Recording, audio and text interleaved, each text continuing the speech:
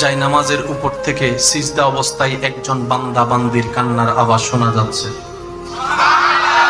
ও জোরসে কহো না ইয়ার সুবহানাল্লাহ। ওই বান্দাটা সবাই যখন চতুর্পাশের মানুষ ঘুমন্ত অবস্থায়, সে রবের সাথে প্রেম করার লক্ষ্যে, রবের দয়া পাওয়ার লক্ষ্যে, ভিক্ষা পাওয়ার লক্ষ্যে যাই নামাজটা বিষে সিজদার মধ্যে পড়ে গিয়ে ডাকতে থাকলো, আল্লাহ তুমি তো রহমান, তুমি তো গফফার, তুমি তো সত্তার, তুমি তো খালিক, তুমি তো মালিক, তুমি তো রহম করনেওয়ালা। আল্লাহ তোমার কাছে না চাইলে কার কাছে চাইবো? আমি গুনাহ করেছি, আমি স্বীকার করছি, তুমি ছাড়া তো মাফ করনেওয়ালা কেউ নাই। সুবহানাল্লাহ। তুমি ছাড়া তো ক্ষমা করনেওয়ালা কেউ নাই। আল্লাহ তুমি রিজিক দিলেই তো খেতে পারবো, তুমি রিজিক দিলেই তো টুকটা কিনতে পারবো, তুমি রিজিক দিলে তো পেটের মধ্যে যাবে, তুমি দয়া করলেই তো খাবারটা হজম হবে, তুমি যদি দয়া উঠায় নাও খাবার খেলেও তো হজম হবে না, আল্লাহ সেটা বদহজমই হয়ে যাবে। আল্লাহ তুমি ছাড়া আমার কেউ নাই। চোখ থেকে পানি ঝরতেই আছে, রবকে বিভিন্ন উপনামে ডাকতেই আছে, গুণবাচক নামে ডাকতেই আছে। কখনো রহমান বলে, কখনো রহিম বলে, কখনো গফফার বলে, কখনো সত্তার বলে, কখনো জব্বার বলে, কখনো খালিক বলে, কখনো মালিক বলে, বিভিন্ন নামে ডাকতে আছে, চোখের পানি ফেলতে আছে। এবার রব ডাক দিয়ে বলে, ও ফেরেশতা, তোরা 1000 বার সিজদা দেছস, আমি অস্বীকার করব না, কিন্তু একটু দেখ আমার পটিয়ার ওই বান্দা বান্দির দিকে দেখ, কখনো এরকম চোখের পানি ফেলে ফেলে আমাকে রাজি করার জন্য ডাকছস বলে তোরা একজন দেখা, কখনো ডাকস না। তাই তো আমি বান্দা বানিয়েছি। গুনাহ করার ব্যবস্থা থাকার পরও কোন বান্দা গুনাহ করে যখন তওবা করে, সেটাই আমি রব খুশি হয়ে যাই। আল্লাহ পাক বলে যে এটাই আমার ভালো লাগে, আমার বান্দা যখন আমাকে আদর করে করে ডাকে, ও রহমান, ও রহিম। যারা আমার মতো পাপী আছেন, গুনহগার আছেন, আল্লাহর দরবারে আসামি মনে করেন নিজেদেরকে, এই নিয়তটা সাথে নিয়ে বসেন, মওলা গুনার পাহাড় অনেক হয়েছে, এবার তোমার দয়ার দরবারে ভিক্ষা নেওয়ার আশায় এসেছে। সুবহানাল্লাহ। আরেকটু জোরে সুবহানাল্লাহ। মনে রাখবেন আমার ইমানদার ভাইয়েরা, আমরা এমন একজন রব পেয়েছি, পৃথিবীর মানব জাতিকে আমি বলছি, আপনি শুধু মিলাই দেখবেন, যতই কাছের হোক, যতই প্রিয় হোক, যতই আপন হোক, যতক্ষণ আপনি দিতে পারবেন আপনি ভালো। আর একটু জোরে। সে আপনার সন্তান হোক, সে আপনার স্ত্রী হোক, সে আপনার মা বাবা হোক, দিতে পারলে আপনি ভালো। আবার দেওয়াটাও তাদের মন মতো পছন্দের হতে হবে। 3 মাস দিবেন, 3 মাস ভালো, 2 মাস বন্ধ করে দিবেন, এরপর থেকে আপনার বদনাম করার জন্য বাহিরের মানুষ দরকার হবে না, নিজের মা, নিজের স্ত্রী, নিজের সন্তানরাই বদনাম করা শুরু করবে। কথা বলেন। এই পৃথিবীর একটা নিয়ম মাথায় এবং মনে যদি বসায় ফেলতে পারেন, আপনার অন্তর শান্তি পাওয়ার গ্যারান্টি বেড়ে যাবে 100%। সেই কথাটা কি? আপনি যদি স্বামী হয়ে স্ত্রীর জন্য করেন, স্ত্রী হয়ে যদি স্বামীর জন্য করেন, সন্তান হয়ে যদি মা বাবার জন্য করেন, মা বাবা হয়ে যদি সন্তানের জন্য করেন, ছোট হয়ে যদি বড়র জন্য ত্যাগ দেন, বড় হয়ে যদি ছোটর জন্য ত্যাগ দেন, যতক্ষণ ত্যাগ দিবেন, যতক্ষণ করবেন, যতক্ষণ দিবেন, ততক্ষণ পর্যন্ত আপনার পক্ষে থাকাটা আশা করা যায়। দেওয়া বন্ধ করে দিলে আশা করা আর যায় না। আপনরাই বদনাম করতে শুরু করে, আপনরাই বদনাম করতে শুরু করে, আপনরাই পিছু লাগতে শুরু করে, আপনরাই দুশ্মনী করতে শুরু করে। একজন মানুষ এই পৃথিবীতে যে কোনো সেক্টরের মানুষই হোক, কাউকে কখনো 100% খুশি করতে কেউ পারে নাই, কেউ পারবেও না। কিন্তু আমরা এমন একটা রব পেয়েছি, যেটা বান্দা একটা সিজদা দিলেও রব খুশি হয়ে যায়। আর একটু জোরে। বান্দার একটা সিজদায় রব খুশি। সুবহানাল্লাহ। আর একটু আস্তে।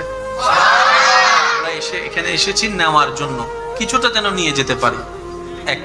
দ্বিতীয় নম্বর কথাটা হচ্ছে যে, মনে থাকবে ইনশাআল্লাহ, এটা কয়টা সিজদা? একটা।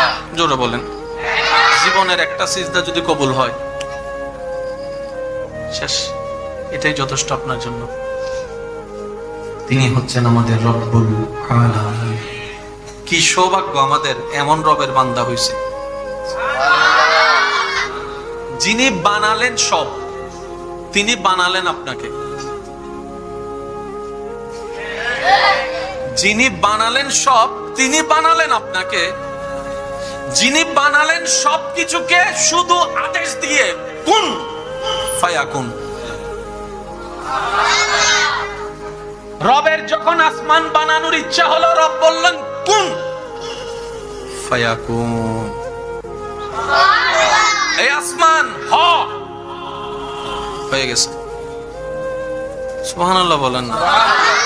তো কুন আর ফায়াকুন হাজারবার শুনেছেন উলামায়ে কেরামের দোয়া নিয়ে, একটু গভীরে যাওয়ার চেষ্টা করি। কুন আর ফায়াকুন জিনিসটা কি?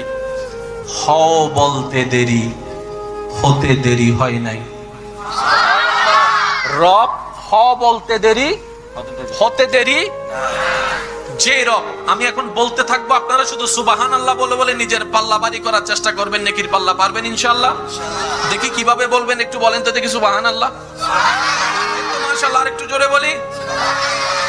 রবের ইচ্ছা হলো আসমান বানানোর জন্য। কত বিশাল আসমান, আমাদের ক্যাপচারে ক্ষমতা নাই, কম্পিউটার দিয়ে কোনো আয়তন করা যাবে না, এত বিশাল আসমান।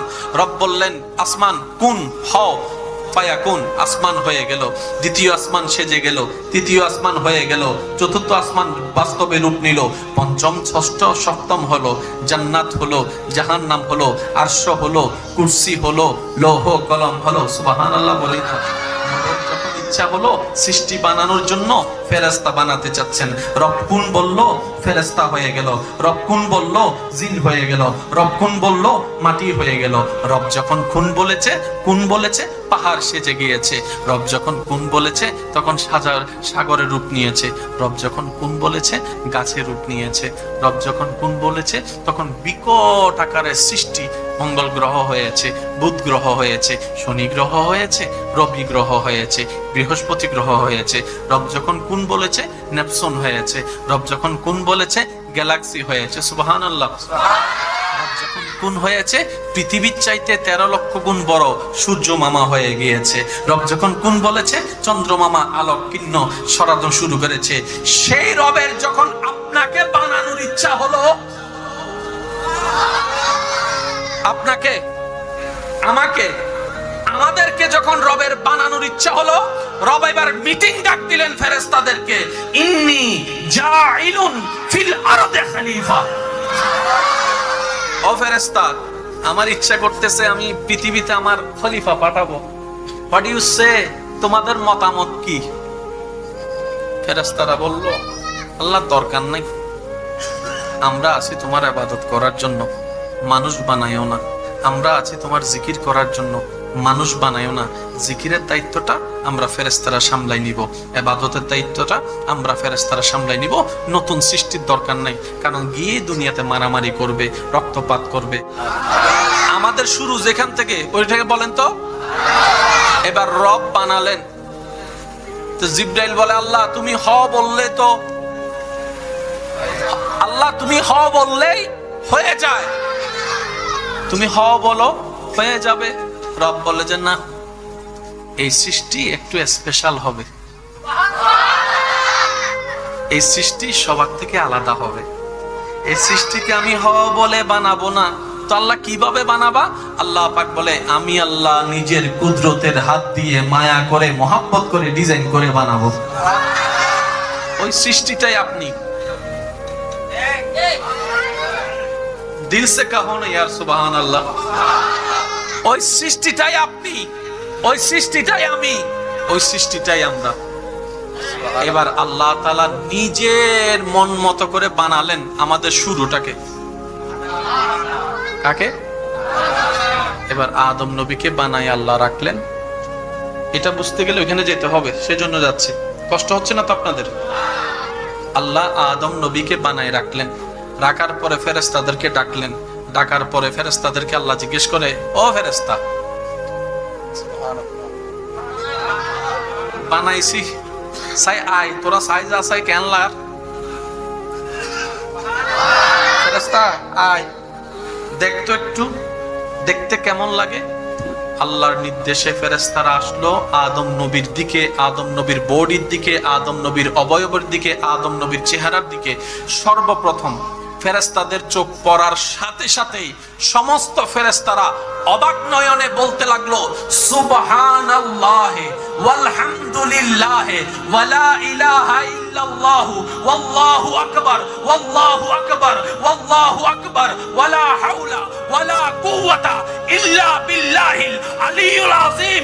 মাওলা, তোমার দয়ায় আমরা ফেরেশতারা আসমান দেখেছি, জমিন দেখেছি, পৃথিবী দেখেছি।